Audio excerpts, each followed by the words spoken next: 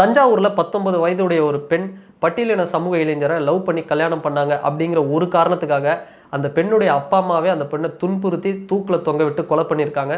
இந்த இடத்துல பார்க்க வேண்டியது என்ன அப்படின்னா, அந்த பெண்ணும் அவங்க லவ் பண்ண அந்த இளைஞரும் வேறு வேறு சமூகத்தை சேர்ந்தவங்க அப்படிங்கிறது தான் ஒரே ஒரு காரணம். ஜென்ரலாக இந்தியாவில் சில பேரண்ட்ஸ் எப்படி இருக்காங்க அப்படின்னா, அவங்க வீட்டில் வளர்க்குற பசுமாட்டை தெய்வமாக பார்க்குறாங்க. அந்த மாட்டை வெட்டக்கூடாது, பீஃப் சாப்பிட மாட்டோம் அப்படின்னு நிறைய விஷயங்கள் சொல்லுவாங்க. அது அவங்களுடைய ஒரு நல்ல இரக்க குணத்தை காட்டுது அப்படின்னு சொல்லலாம். ஆனால் தான் வளர்த்த ஒரு பெண், சின்ன வயசுலேருந்து தூக்கி வளர்த்த ஒரு குழந்தை ஒரு பெரியவளாகி படித்து ஒரு பெரிய ஒரு 20 வயசு பெண்ணை எப்படி கொல்றதுக்கு மனசு வருதுன்னே தெரில. ஸோ அவங்க வளர்க்குற அந்த பசுமாட்டுக்கிட்ட காட்டுற அந்த ஒரு இரக்கம் அப்படிங்கிறது தான் பெத்த ஒரு பொண்ணு மேலேயோ இல்லை பையன் மேலேயோ அவங்க காட்ட முடியல. ஸோ ஒரு கட்டத்தில் ஒரு பொண்ணோ பையனோ அவங்க ஒரு லவ் மேரேஜ் அப்படிங்கிற ஒரு விஷயத்தில் அவங்களுடைய லைஃப்பில் ஒரு சாய்ஸ் எடுக்கும்போது அந்த விஷயம் பேரண்ட்ஸ்க்கு ஒத்து போகாத போது அந்த இடத்துல கேஸ்ட் அப்புறம் அந்த ரிலீஜியன் அப்படிங்கிற விஷயம் எப்படி ரோல் ப்ளே பண்ணுது, இது எப்படி ஒரு ஹானர் கில்லிங், அதாவது கௌரவ கொலை, ஆணவ கொலை அப்படின்னு எப்படி இந்த சொசைட்டியில் ஒரு பெரிய இம்பேக்டை கிரியேட் பண்ணுது அப்படிங்கிறத பற்றி தான் இந்த வீடியோவில் பார்க்க போகிறோம். ஸோ ஹானர் கில்லிங் இதை பற்றி ஜென்ரலாக நான் பேசணும் அப்படின்னு ரொம்ப நாளாக யோசிச்சுட்டு இருந்த ஒரு டாபிக் தான். நிறைய பேர் சொல்லியிருந்தாங்க, ப்ரோ ஹானர் கில்லிங் பற்றி பேசுங்க அப்படின்னு சொல்லியிருந்தாங்க. ஸோ இந்த தஞ்சாவூர் இந்த இஷ்யூ இதையும் தாண்டி ஹானர் கில்லிங்னா என்ன, இது ஏன் இப்போ வரைக்கும் கண்டினியூ ஆகிட்டுருக்கு அப்படிங்கிற ஒரு விஷயத்தை தான் இந்த வீடியோவில் நம்ம பார்க்க போகிறோம். ஸோ தொடர்ந்து வீடியோ பார்த்துட்ருங்க, வாங்க வீடியோக்குள்ளே போகலாம். ஹானர் கில்லிங் அதாவது ஆணவ கொலை அல்லது கௌரவ கொலை அப்படின்னா என்னன்னு பார்த்தோம்னா, ஒரு ஆண் அல்லது பெண் அவங்களுடைய சாய்ஸ் ஆஃப் பார்ட்னர், அதாவது அவங்க யாரை லவ் பண்ணணும் இல்லை யாரை கல்யாணம் பண்ணணும் அப்படிங்கிறதெல்லாம் பார்த்தோம்னா அது அவங்களுடைய தனிப்பட்ட ஒரு உரிமை. இது இந்திய அரசியலமைப்பு சட்டத்தின்படி ஆர்டிகல் 21 என்று சொல்லக்கூடிய ரைட் டு லைஃப், அதன் கீழே தான் இது அடங்குது. அந்த வகையில் பார்க்கும்போது அவங்க யாரை லவ் பண்ணணும், யாரை கல்யாணம் பண்ணணும், இது எல்லாமே பார்த்தோம்னா அது அவங்களுடைய தனிப்பட்ட ஒரு சுதந்திரம், தனிப்பட்ட ஒரு உரிமை அப்படிங்கிறது தான் இது ஒரு ரூலாக இருக்குது. ஸோ இந்தியன் கான்ஸ்டியூஷன் படி பார்த்தோம் அப்படின்னா மேரேஜ் அப்படிங்கிறது ஒரு நபருடைய தனிப்பட்ட ஒரு உரிமை. அதில் தலையிடுறதுக்கு யாருக்கும் உரிமை கிடையாது, அந்த ரைட் டு லைஃப் ஆர்டிகல் 21 அந்த ஒரு விஷயத்தில்.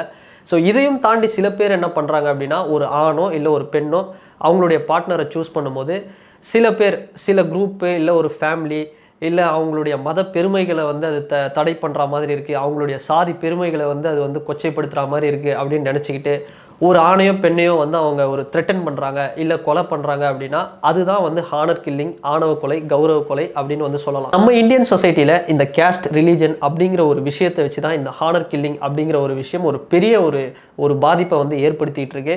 அந்த வகையில் பார்க்கும்போது ஒரு எக்ஸாம்பிள் சொல்லணும் அப்படின்னா, நிறைய பேர் சோஷியல் மீடியாவில் ஒரு வீடியோ பார்த்துருப்பாங்க. அதாவது ஹானர் கில்லிங் ரிலேட்டடாக ஒரு நீயா நானா டிபேட் ஷோ, அந்த ஷோவில் ஒரு பெண் சொல்லியிருப்பாங்க, அவங்க ஒரு பட்டியலின சமூக இளைஞரை காதலித்து கல்யாணம் பண்ணியிருப்பாங்க. ஆனால் அந்த ஒரு விஷயம் அந்த பெண்ணோட பேரண்ட்ஸ்க்கு பிடிக்காமல், அந்த பெண்ணோடைய அந்த கேஸ்டில் இருக்கிற அந்த சங்க தலைவர்களுக்கெல்லாம் பிடிக்காமல் அவங்க என்ன பண்ணாங்க, அதையும் மீறி தான் அந்த பெண் அந்த வாலிபரை கல்யாணம் பண்ணாங்க. அதுக்கப்புறம் என்ன ஆச்சுன்னா, அவங்க நிறைய த்ரெட்ஸ் வருது அப்படின்னு வேறு டிஸ்ட்ரிக்ட்ஸ் மூவ் ஆகிட்டே இருந்தாங்க. ஒரு கட்டத்தில் என்னென்னா அவங்களுக்கு ஒரு குழந்தையும் பிறந்தது. ஸோ அதுக்கப்புறம் என்ன பண்ணாங்க அப்படின்னா, அந்த பெண்ணுடைய கணவர் ஜிம்முக்கு போகும்போது ஒரு இடத்துல வச்சு அவரை வெட்டியிருக்காங்க. ஸோ இதெல்லாம் பார்த்தோம் அப்படின்னா அவங்க ஒரு வீடியோ ஆதாரமாக அந்த ஷோவில் சொன்ன விஷயம். பெண்ணுடைய குழந்தையும் கொலை பண்ணுவோம் அப்படின்னு சில குரூப்ஸ் த்ரெட்டன் பண்ணாங்க. ஏன் அப்படின்னா அந்த குழந்தை அப்படிங்கிறது ஒரு பட்டியலின சமூக இளைஞருக்கு பிறந்தது, அந்த குழந்தையோட பிளட்டு வேற ஒரு கம்யூனிட்டியோட பிளட்டு, அதனால் அதை நாங்கள் கொன்னே தீர்வோம் அப்படிலாம் சொல்லியிருந்தாங்க. ஸோ இந்த விஷயம் அப்படிங்கிறது அந்த பெண் ஒரு டிபேட் ஷோவில் சொன்ன விஷயம் தான். இது சோஷியல் மீடியாவில் ரொம்ப காலமாக ஒரு வைரலாக போயிட்டு இருந்த விஷயம். ஸோ இது ஒரு டைப் ஆஃப் ஒரு ஹானர் கில்லிங் அப்படின்னு சொல்லலாம். ஸோ இந்த டிபேட் ஷோவில் அவங்க முக்கியமாக சொன்ன விஷயம் என்னென்னா, எங்கள் பேரண்ட்ஸே சம்டைம்ஸ் கம்முன்னு இருந்தாலும் அங்கே இருக்கிற அந்த ஊரில் இருக்கிற அந்த கம்யூனிட்டி கேஸ்ட்டை சேர்ந்த சில பேர், அங்கே இருக்கிற அந்த சங்கத்தில் இருக்கிறவங்க இவங்களாம் உசுப்பேற்றி விட்டு தான் அவங்க ரொம்ப டென்ஷன் ஆகி என் கணவர் கொல்லப்பட்டார், இப்போ என்னுடைய குழந்தையும் கொல்ல போகிறாங்க அப்படிங்கிற ஒரு விஷயத்தை அவங்க ரொம்ப அழுத்தமாக அந்த ஷோவில் சொல்லியிருப்பாங்க. ஃபார் எக்ஸாம்பிளுக்கு இன்னொரு டைப்ஸ் ஆஃப் இஷ்யூஸ் சொல்லணும் அப்படின்னா, ரிலீஜியஸ் பேஸ் பண்ணி, நம்ம இந்தியாவில் வந்து நிறைய இடங்களில் பார்த்துருப்போம். அதாவது ஹிந்து முஸ்லீம் இந்த ரிலீஜனுக்குள்ளே வந்து நிறைய கிளாஷஸ் இருக்கும். இந்த குறிப்பாக வந்து பார்த்தோம்னா பொண்ணு பையன் லவ் மேட்டர்ஸில் வந்து நிறைய பிரச்சனை வரும், மேரேஜ் இது மாதிரியான விஷயங்களில்.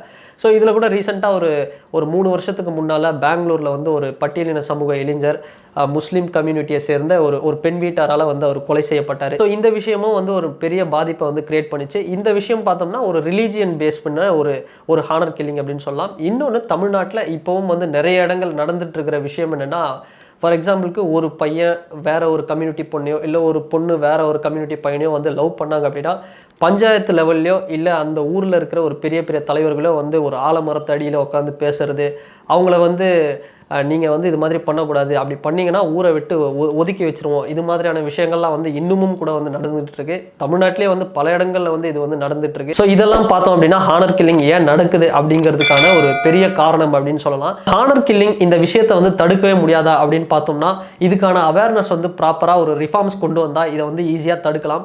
ஃபார் எக்ஸாம்பிள் கேஸ்ட் பியூரிட்டி, அதாவது சாதி பெருமை இது மாதிரியான விஷயங்களை வந்து பெருசாக ப்ரீச் பண்ணாமல் அண்டு என் மதம் தான் பெருசு, உங்கள் மதம் தான் பெருசு, என் மதம் வந்து கீழே, அது மாதிரியான விஷயங்கள்லாம் இல்லாமல் இதுக்கப்புறம் மீடியாவில் நிறைய வந்து கேம்பெயினிங்ஸ் பண்ணுறது, இல்லை இது மாதிரியான ஒரு ஈவெண்ட்ஸ், ஹெல்தி டிபேட்ஸ், இது மாதிரியான டாப்பிக்கில் நிறைய ஹெல்தி டிபேட்ஸ் பண்ணால் இதெல்லாம் வந்து ஒரு ஈஸியாக வந்து இதை டேக்கிள் பண்ணலாம். இந்த ஹானர் கில்லிங் அப்படிங்கிற ஒரு விஷயமே வந்து இல்லாமல் பண்ணலாம். இதையும் தாண்டி எஜுகேஷன் இன்ஸ்டிடியூஷன்ஸில் வந்து ஈக்குவாலிட்டி அண்ட் பர்சனல் லிபர்ட்டி இது மாதிரியான விஷயத்தெல்லாம் வந்து பெரிய அளவில் வந்து ப்ரொமோட் பண்ணாங்க அப்படின்னா இந்த ஹானர் கில்லிங் அப்படிங்கிற விஷயம் ஃப்யூச்சரில் வந்து பெரிய அளவில் வந்து ஒரு இம்பேக்டை வந்து ஏற்படுத்தாது. ஸோ இதையும் தாண்டி இந்த ஹானர் கில்லிங்கை வந்து எப்படி எலிமினேட் பண்ணலாம் அப்படின்னா பாதிக்கப்பட்டவங்களை வந்து ப்ரிவென்ட் பண்ணுறதுக்காகவும் இல்லை இனிமே வந்து கொலைகள் வந்து நடக்காத அளவுக்கும் சில ப்ரிவென்ஷன் சென்டர்ஸை வந்து வைக்கலாம். ஃபார் எக்ஸாம்பிள் வந்து எப்படி வந்து ஒருத்தவங்களுக்கு சூசைடல் தாட்ஸ் இருந்துச்சுன்னா அவங்கள அதுலேருந்து வெளியே கொண்டு வரதுக்கு சில ஹெல்ப்லைன் நம்பர்ஸு, சில கவுன்சிலிங்லாம் வந்து ஃப்ரீயாக இருக்கும். அது மாதிரி ஹானர் கில்லிங் ரிலேட்டடாக யாருக்காவது வந்து த்ரெட்ஸ் இருக்குது அப்படின்னா அவங்களுக்கு ஏதாவது ஒரு ஹெல்ப்லைன் சென்டர்ஸோ இல்லை ஒரு ப்ரிவென்ஷன் சென்டர்ஸோ ஏதாவது இருந்துச்சுன்னா அதன் மூலயமா வந்து அவங்கள வந்து சேஃப்கார்ட் பண்ணி அவங்கள வந்து ஹானர் கில்லிங் நடக்க விடாத அளவுக்கு வந்து தடுக்கலாம். ஸோ இது மாதிரியான விஷயங்கள் வந்து நேஷனல் வைடில் வந்து இம்ப்ளிமெண்ட் பண்ணாங்க அப்படின்னா இந்த ஹானர் கில்லிங் அப்படிங்கிற விஷயத்தை வந்து ஈஸியாக எலிமினேட் பண்ணலாம். இது மாதிரியான ப்ரிவென்ஷன் மெஷர்ஸ்லாம் இருந்துச்சு அப்படின்னா ஆணவ கொலை அப்படிங்கிற விஷயத்தை ஈஸியாக எலிமினேட் பண்ணலாம். ஆனால் இதையும் தாண்டி லா அப்படிங்கிற ஒரு விஷயம் பெருசாக இருக்குது. ஆனால் இது வரைக்குமே இந்தியாவில் ஆணவ கொலைக்குன்னு ஒரு தனி சட்டம் அப்படிங்கிறது இல்லாதது ஒரு வருத்தப்பட வேண்டிய ஒரு விஷயம் தான். ஃபார் எக்ஸாம்பிளுக்கு சொல்லணும் அப்படின்னா நேஷனல் கிரைம் ரெக்கார்ட்ஸ் பியூரோவோட ரிப்போர்ட் படி பார்த்தோம் அப்படின்னா இந்தியாவில் மட்டும் 2020 மட்டும் 25 பேர் வந்து ஆணவ கொலை வந்து செய்யப்பட்டிருக்கிறாங்க. அண்ட் 2021 பார்த்தோம் அப்படின்னா 33 பேர் வந்து ஆணவ கொலை செய்யப்பட்டிருக்காங்க. இதெல்லாம் பார்த்தோம் அப்படின்னா ஒரு ரெக்கார்டு. ஸோ இந்த எண்ணிக்கை அப்படிங்கிறது ஒரு கம்மியான அளவில் தான் சொல்லப்படுது. இதுவே வந்து ஆணவ கொலைக்குன்னு ஒரு தனி சட்டம் வந்துச்சுன்னா இந்த எண்ணிக்கை அப்படிங்கிறது பெரிய அளவில் இருக்கும்.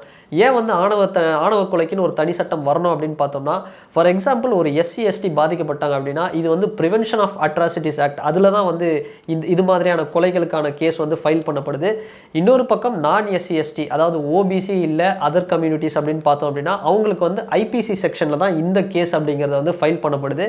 ஸோ இப்படி பார்க்கும்போது ஆணவ கொலைக்குன்னு ஒரு தனி சட்டம் வந்துச்சு அப்படின்னா நேஷனல் வைடில் வந்து எவ்வளோ பிரச்சனைகள் வந்து நடக்குது, ஒரு வருஷத்துக்கு எவ்வளோ மர்டர் வந்து ஆகுது அப்படிங்கிற ஒரு விஷயத்துக்கான ஒரு காரணம் அப்படிங்கிறது கரெக்டாக வந்து பதிவு செய்யப்படும். ஸோ சில இடங்களில் பார்த்தோம் அப்படின்னா police station level, panchayat level, இல்லை கிராமத்தில் இருக்கிற அந்த தலைவர்கள் அந்த லெவல்லே பார்த்தோம்னா பாதிக்கப்பட்ட ஆண் பெண் அவங்களுக்குள்ள ஒரு மியூச்சுவல் அண்டர்ஸ்டாண்டிங் மாதிரி பேசுகிறோம் அப்படின்னு சொல்லி சில பேர் கூட்டிகிட்டு போயிட்டு அதுக்கப்புறம் தான் இந்த கொலைகள் வந்து பண்ணப்படுறாங்க. ஃபார் எக்ஸாம்பிள் இந்த தஞ்சாவூர் இஷ்யூலே அந்த 19 வயது பெண் அந்த இஷ்யூலே பார்த்தோம் அப்படின்னா அந்த பெண்ணுடைய அப்பா போலீஸ் ஸ்டேஷனில் போயிட்டு இல்லை நாங்கள் வந்து ஒரு காம்ப்ரமைஸ்க்கு வரோம் அப்படின்னு கூட்டிகிட்டு போய் அதுக்கப்புறம் தான் அந்த பொண்ணை வந்து துன்புறுத்தி கொலை பண்ணியிருக்காங்க. அது மாதிரி பாதிக்கப்பட்ட விக்டிம்ஸ்க்கு வந்து ஒரு நீதி கிடைக்கணும் அப்படின்னாலும் இல்லை இதில் இந்த குற்ற செயல்களில் ஈடுபட்ட அக்யூஸ்ட் வந்து தப்பாமல் இருக்கிறதுக்காகவும் இந்த ஆணவ கொலைக்கான தனி சட்டம் அப்படிங்கிறது நாடு முழுவதும் வந்து ஒரு அவசியமாகவே இருக்குது. அது மாதிரி ஆணவ கொலை அப்படிங்கிறதுக்கு ஒரு தனி சட்டம் வந்து வருமா வராதா அப்படிங்கிறத ஃபியூச்சரில் நம்ம வந்து வெயிட் பண்ணி தான் பார்க்கணும். ஸோ ஃபைனலி ஹானர் கில்லிங், ஆணவ கொலை இது பற்றின உங்களுடைய கருத்து என்ன அப்படிங்கிறத இந்த கமெண்ட் செக்ஷனில் வந்து பதிவிடுங்க. அண்ட் இந்த வீடியோ உங்களுக்கு பிடிச்சிருந்ததுன்னா லைக் பண்ணுங்கள், ஷேர் பண்ணுங்கள், கமெண்ட் பண்ணுங்கள், சப்ஸ்கிரைப் பண்ணுங்கள். அண்ட் வேற ஒரு வீடியோவில் வேற ஒரு கண்டென்ட்டில் நான் உங்களை பார்க்குறேன்.